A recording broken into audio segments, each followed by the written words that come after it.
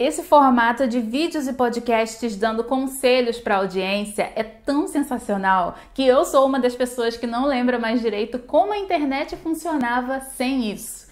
Mas no vídeo de hoje eu quero refletir de uma forma crítica com vocês sobre o que tem acontecido, mas deixando aqui assumido que eu consumo bastante.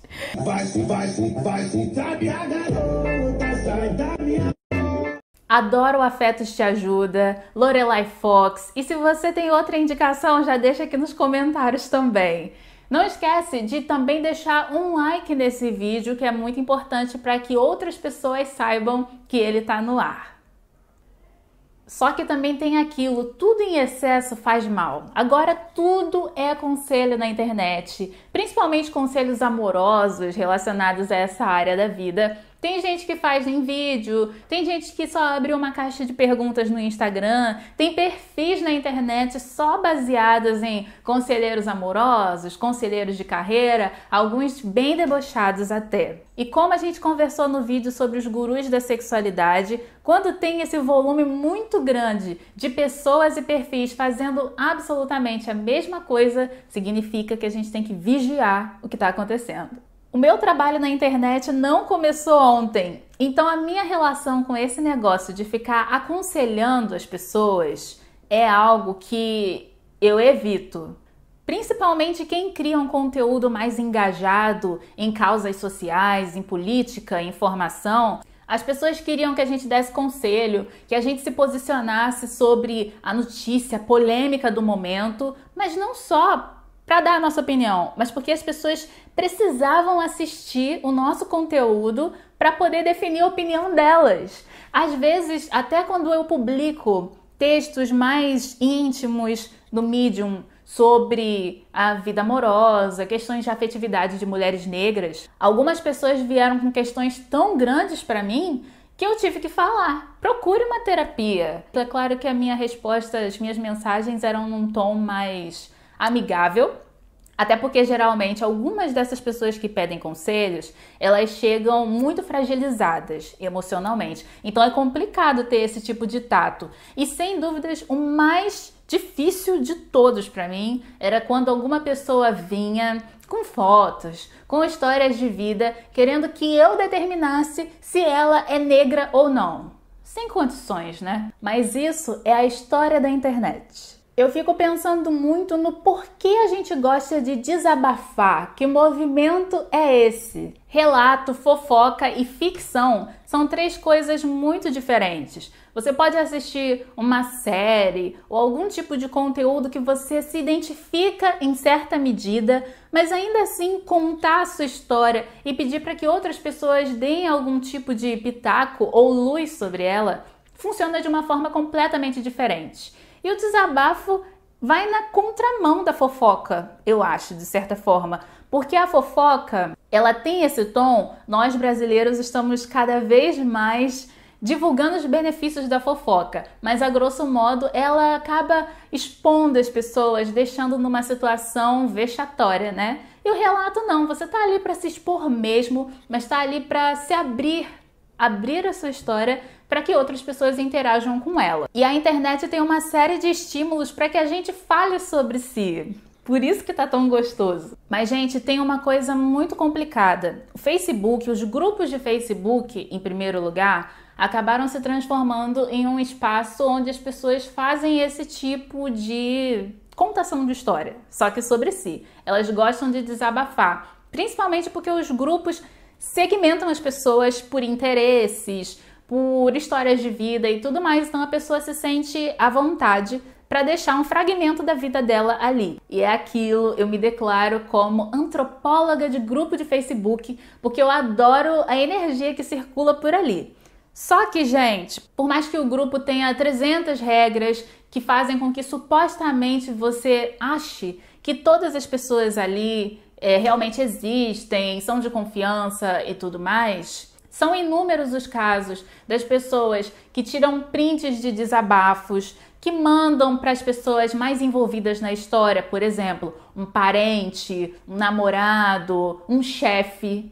E mesmo quando a história é publicada de uma forma anônima, com troca de nomes ou qualquer coisinha assim, tem uma galera que fica ali de prontidão nesses grupos, querendo fazer um trabalho investigativo, porque o prazer dela é tentar descobrir a identidade das pessoas envolvidas na história. Mas elas não fazem isso, vou descobrir, acabou, é isso aí. Não, elas também fazem esse movimento de expor para as outras pessoas envolvidas o que está sendo dito sobre o nome delas. E isso sim é fofoca. Fofoca no pior sentido possível. Esse tipo de prática não faz só com que as pessoas briguem fora da internet, como causa violências, gente expulsa de casa, perdas de emprego. São questões muito graves, muito delicadas mesmo. A mistura da fragilidade emocional com esse grande palco que os grupos são, faz com que as pessoas comecem a falar ali sem pensar muito nas consequências. E aí eu pergunto a você, você está preparada para ser zoada ou sofrer ódio na internet porque contou alguma história sua? Isso acontece toda semana no grupo de noivas e eu não vou mentir que tô lá só para ver o circo pegar fogo. É muito bom ver uma pessoa que tá ali, crente que vai fazer uma reclamação, que, sei lá, vai sair dali fundando um coletivo ou um sindicato e, na verdade, todo mundo fala, amada, a pessoa errada da história é você.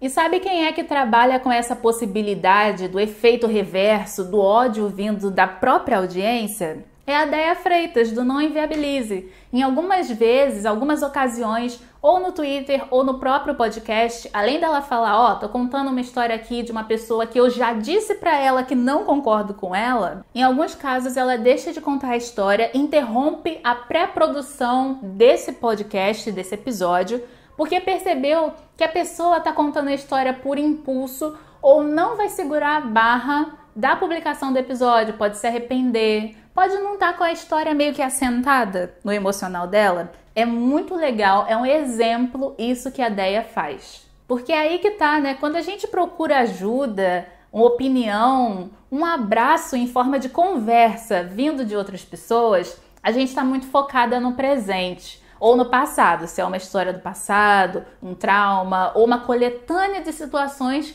que te leva até contar aquilo. Só que quando a gente faz isso na internet, que é o ponto aqui, a gente já entra naquelas discussões sobre, por mais que dê para excluir um conteúdo ou outro na internet, uma vez que tem print, uma vez que vira meme, uma vez que chega às partes envolvidas da história, fica difícil cair no esquecimento. Eu confesso que às vezes eu passo raiva com o que as pessoas estão falando ou com o tipo de resposta que elas esperam ouvir quando elas mandam a história. Coisas do tipo, devo terminar o meu namoro ou não? Devo me relacionar com esse trisal ou não? Mudo de país ou não? Ganhei na Mega Sena, como eu gasto o meu milhão? Elas terceirizam grandes decisões da vida pro próximo. Eu fico chocada com isso. Onde está a tua autonomia? A tua autoestima? A terapia? Que a terapia é complicada. Eu tô só brincando aqui, eu tô fazendo esse vídeo todo pensando no meme lá da doutora Deolane, né? O remix do Vai Se Tratar Garota. Mas eu sempre falo aqui que terapia, cuidados com a saúde mental são sempre bem amplos, não necessariamente estão só no consultório da psicologia, tá bom? Mas de toda forma, como é que tá o seu cuidado com a saúde mental?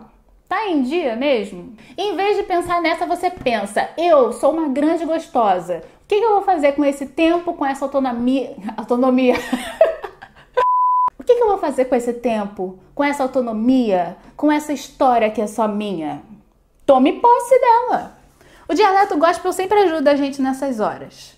E fora essa filosofia toda, tem um pessoal também que conta a história, eu acho que é de sacanagem, não é possível. A pessoa conta a história em detalhes, faz um drama, faz questão de ler e ouvir conselho de todo mundo, pra quê? Pra fazer o contrário. Será que é por isso que eu não faço conteúdo de conselhos até agora? Porque eu iria ficar com muita raiva.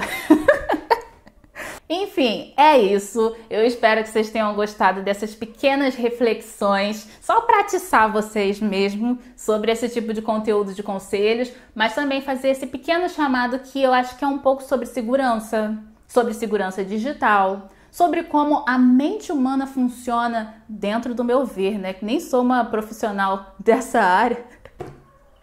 Mas é muito bom dar pitaco. Continuem pedindo conselhos na internet. Nós que amamos falar, agradecemos. E eu agradeço se você realmente tiver curtido esse vídeo e principalmente se você voltar na próxima quinta-feira, porque vai ter mais um vídeo novo te aguardando.